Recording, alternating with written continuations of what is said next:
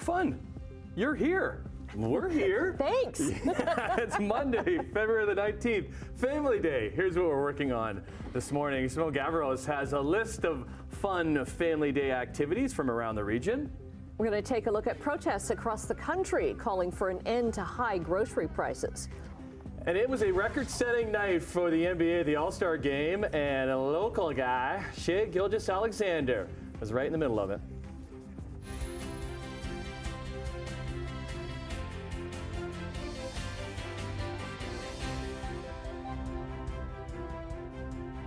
There is no place I would rather be on this family day than with my work family, as it says in the teleprompter.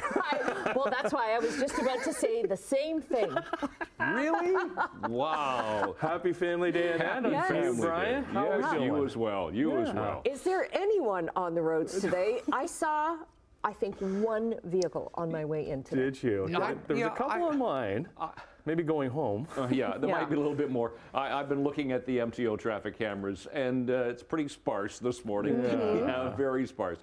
So we're looking at a bit of sunshine for the day today, which will be nice. A little flurry activity this morning, but we should be milder today. We should hit the freezing mark for the day.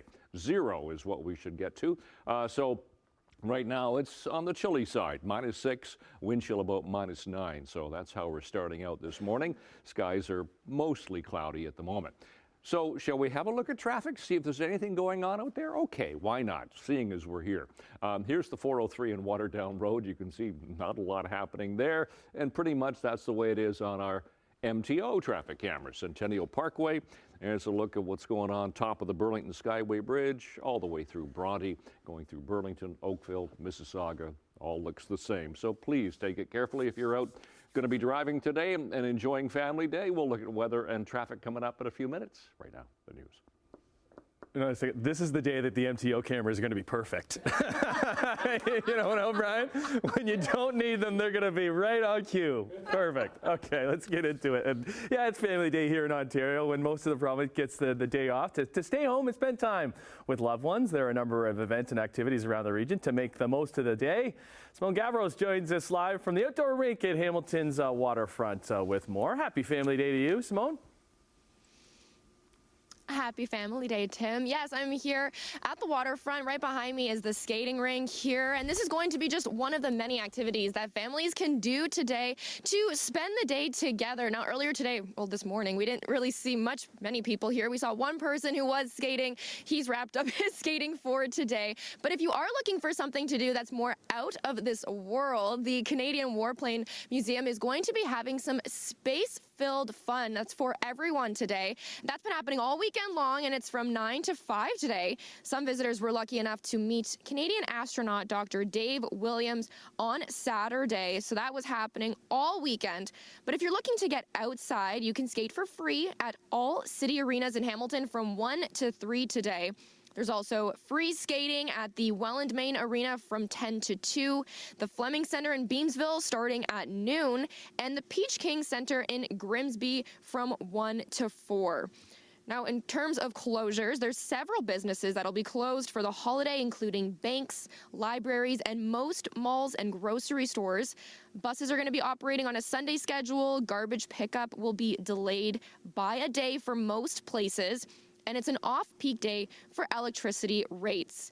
So we're going to be here, hopefully seeing some families spending the day skating right behind me here at the waterfront. But those details of closures are all going to be available on our website at chch.com.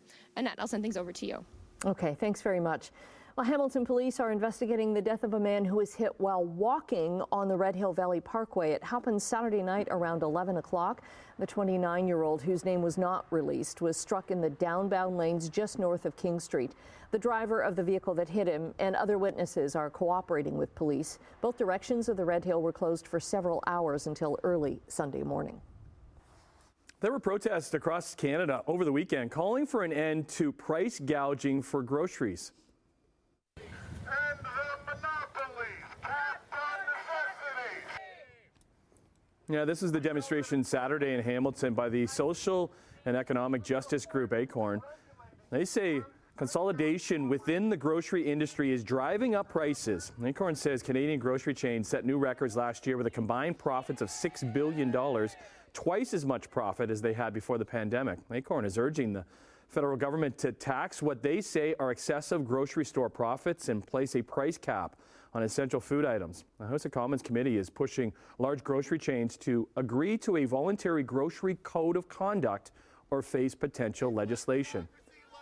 Community workers and researchers are praising a report by the federal housing advocate. Marie-Josée Houle says homeless encampments are a national human rights crisis. People on government income support programs are increasingly ending up in tents or in homeless encampments. She's calling for a hike to minimum wages and income support rates to reflect the current cost of living. At the moment, the standard payment for someone without a home is $380 a month. Meantime, a group in Paris, Ontario has been spending the Family Day long weekend away from their families and their homes. They are raising awareness for those who have no choice but to live outside. About a dozen people are sleeping outside for 3 nights for Brave the Cold. It's a charity that raises money and awareness for those who are homeless. Their goal is to raise $10,000, money that's going to be split between 5 charities in the Brantford area. Speaking of Brantford. Yeah, the Brantford Bulldogs are hosting their annual Family Day game this afternoon. So last week we showcased the Bulldogs Foundation and their breakfast program in both Hamilton and the Telephone City. This morning we have a look at a brand new endeavor supported by the foundation. It's called Take a Shot, and it is run by the Brantford Community Hockey League with the help from the Bulldogs Foundation. The program begins with learning how to put on the equipment properly and learning basic hockey drills. And who better to help out than members of the Bulldogs themselves? It's all about being part of a team and being a part of a community and just learning from others and just having fun. Especially with things like this, just being able to connect to the fans, connect to just the little kids to, maybe provide a future in hockey or in the OHL. It's any child that has not had an opportunity to play hockey for many different reasons. So we're giving them a starting point. Having fun and learning new things you haven't done before.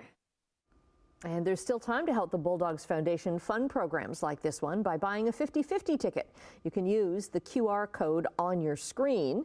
The money goes to help things like Take a Shot and their breakfast program, which we profiled all last week. The 50/50 draw, by the way, is going to be done this afternoon during the Family Day game against the Erie Otters. Puck drop is at 2 o'clock at the Brantford Civic Centre. Had a little peek at that 50/50 draw. It's over 27,000. Yeah, really? That's a huge jump over the weekend. Yeah, big time. So, because Peggy Chapman from the foundation was here on Friday and it was like 10,000. So, good stuff. Keep that going. Okay, let's kick off Sportsline with the NBA All-Star Game coming from Indiana, where there was a couple of players we had our eyes on, including some local CanCon. Earning his first start in his second All-Star game is the floor general of the Oklahoma City Thunder, Shai Gilgeous-Alexander. Yeah, there's Hamilton's own SGA making his first ever start, voted in as a starter for the West. Raptors represented by really the one and only bright spot for them this season, which is Scotty Barnes making his first ever All-Star appearance. SGA was his usual consistent self, knocking down the first bucket for the West and scoring right on his average for the year, dropping 31 points. Scotty Barnes also with a solid appearance in his first game, throwing down a couple of buckets. He would finish with the 16. As the game returned to this East versus West style for the first time in 6 years and had literally no defense and plenty of offense. Karl Anthony Towns, he led all scorers with 50. But Damian Lillard of the Milwaukee Bucks was showing off his range, knocking down a couple of buckets from half court. He finished with 39. He got MVP honors. For the first time ever, a team broke 200 points in the game. There was 397 points combined as the East beat the West 211 to 186, which kick-started the debate again about how do you make this game competitive. In the corner, Lafreniere. Fox down low, they score! Mika Zibanejad! Well, there was a competitive game in the second half of the Stadium Series in New York. What a comeback for the Rangers in front of 80,000. The second game at MetLife Stadium in New Jersey. Down too late, the Blue Shirts would score twice, including that Mika Zibanejad goal right there that tied things up just over a minute to go against the Islanders. And then they would beat the Isles their rivals 10 seconds into overtime, and a goal that had to be reviewed but counted as Islanders' Noah Dobson knocked the net off as it went in. Rangers win a thriller, 6-5. All right, what a night in Pittsburgh as Jaromir Jagr returned to the Penguins as they retired his number 68 into the rafters. There's the players sporting his mullet for the warm-ups. Jagr at 52, he still plays pro hockey in Czechia, so he came out for the warm-ups with the Pens, who were sporting those mullets. Played 11 years for the franchise. Jagr, who is second behind Wayne Gretzky for most points in the NHL, had his mom and girlfriend. He had a funny line about his girlfriend. He says, you weren't even born when I played here. Goodness, number 87 did get, we'll get the same treatment down the road, but Sidney Crosby would score his 31st of the season to pace the Pens, but the LA Kings would ruin the party as they would win it 2-1. Let's go to the ice in Montreal, who were coming off a 3-0 loss to Toronto on Friday, where that attendance record was set with over 19,000 at Scotiabank to witness that game. Well, they had the barn burning here, too, because Sarah Lafleur would break a 1-1 tie in the second. It held up as the winner. Montreal moves a point behind Minnesota, who does hold top spot in the PWHL. There was an interesting moment right at the end of the game as Minnesota thought the game was over because the crowd was making so much noise, despite having some time still left on the clock. We'll talk more about that record-setting game over the weekend coming up in Sportsline. Got one more thing for you. Yeah, the Great American Race wasn't so great yesterday. Daytona 500 had to be postponed because Mother Nature brought 2 days of rain to Daytona International Speedway. First time since 2012 that Daytona was postponed a full day, as they will run the race this afternoon with Joey Logano on pole. Okay, 12 minutes after 6 o'clock, it's Family Day. So as we start with traffic here this morning, don't expect to see an awful lot. I mean, there are some vehicles out there, yeah, like us. We had to drive in, so maybe you do as well. Looking at the 403 and Waterdown Road, that's really easy going at the moment. So we have no reports of any collisions, no slowdowns. Here are some MTO traffic cameras, and we'll just give you a few. QEW Martindale. We'll start in St. Catharines, come up to Centennial Parkway. You're not seeing any problems. Brand Street through Burlington. Oakville looks good at the Ford plant. Mississauga at Etobicoke Creek wide open, so no problems there. All right, temperature.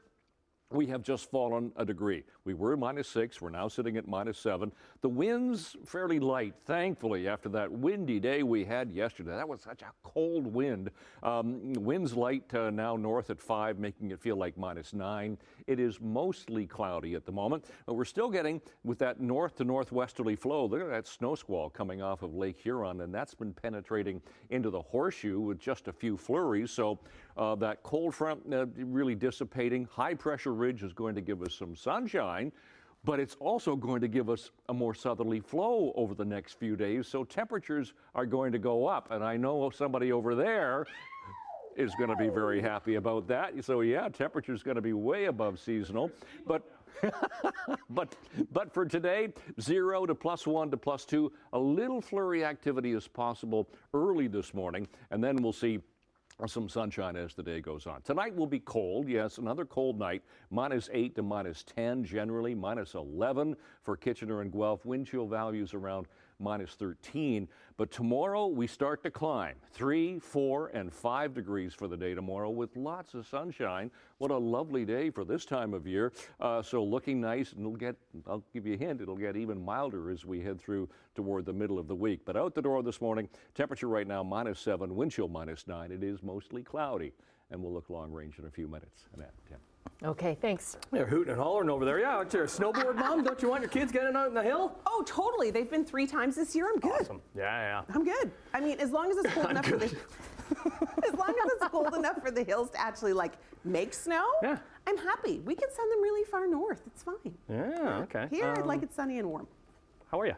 I'm good. How are you guys? Good. Okay. BAFTA Awards, they were last night. So we're going to talk about some big winners and one Canadian star who got a very big standing ovation. Yeah. That's coming up a little bit later on in the Okay, show. I don't know. Yeah, we're going to be talking about Tina Turner, big anniversary, as well as Paul McCartney. He lost something a long time ago, and it has been found. We will see you at the couch on this Family Day.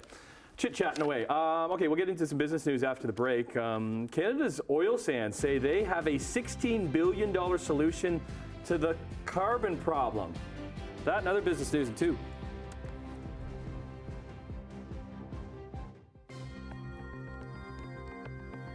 Exactly 6:17 on your family day. Here's a look at some numbers for you. Business numbers. Canadian dollar is up 4 basis points this morning, sitting at 74.2 cents US. Gold up over $6, 20 an ounce.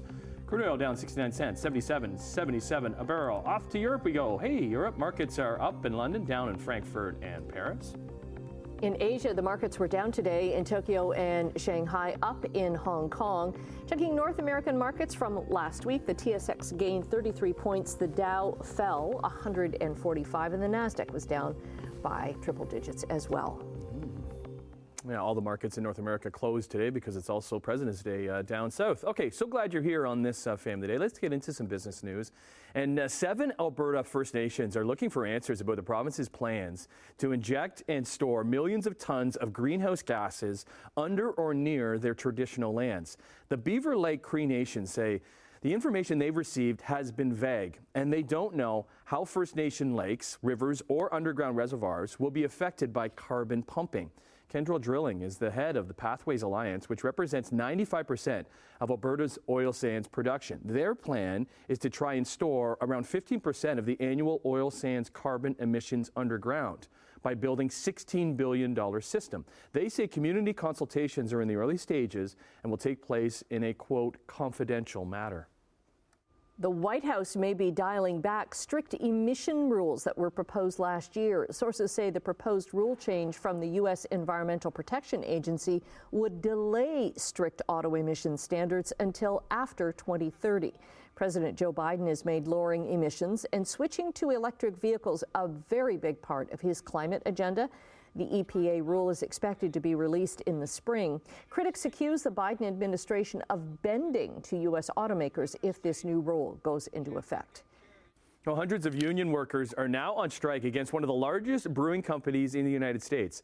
Over 400 Teamsters hit the picket line. This is back on Saturday after negotiations could not work out a new contract with the Molson Coors Brewery. This is in Fort Worth, Texas. The union says it is trying to negotiate a new 3-year contract looking for higher pay, better health, and retirement benefits. So the Teamsters president says Molson Coors posted record earnings last year and its workers are fighting to get what they earned. The company says it respects the rights of the union to strike, but they have contingency plans in place and customers should not be impacted. Meantime, workers at a global packaging company in Quebec are hitting the picket lines in a series of temporary strikes. Amcor makes screw caps for wine and liquor bottles in Saint-Césaire, just outside of Montreal. Nearly 100 unionized workers at Amcor are going to walk off the job for 4 hours this week. It's the first of several half-day walkouts after 8 months of contract negotiations. They're looking for improvements to salary, personal leave, and group insurance. The artificial intelligence company OpenAI reportedly just signed a deal valuing it at more than $80 billion. That's triple. Wow. Was what it was less than a year ago. This according to the New York Times. The deal is with the venture firm Thrive Capital, who would sell existing shares in a so-called tender offer, but allow current employees to cash out their shares. So the company fired its chief executive, Sam Altman, back in November, but he was eventually reinstated after workers threatened to leave. OpenAI has not commented on the alleged new funding deal. Okay, we're taking a break right now. Brian's going to be back with your traffic and your 7-day forecast, including the forecast for the rest of this family day. Car.